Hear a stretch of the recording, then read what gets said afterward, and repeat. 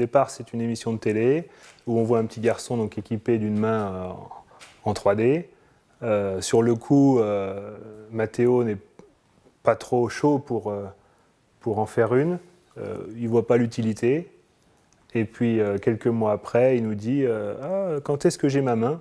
Ah, grande surprise pour nous. Donc, du coup, eh bien, on a envoyé un dossier à une association donc, qui est Enable, qui est spécialisée donc, dans la conception de mains en 3 dimensions. Un dossier très simple à remplir.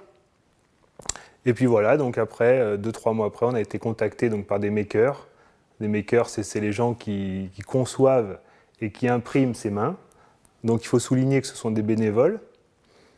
Et donc après, les relations sont faites par échange de mails. Au départ, ils nous ont demandé de prendre quelques mensurations de son bras. Ensuite, ils nous ont envoyé une photo, donc un dessin à colorier.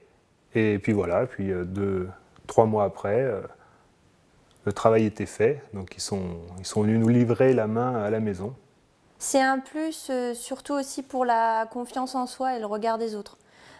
Au quotidien, Matteo gère tout sans sa main. Donc, je pense pas que ça change les choses de ce côté-là, mais plutôt oui pour la confiance en soi et le regard des autres, éviter les moqueries qu'il peut y avoir.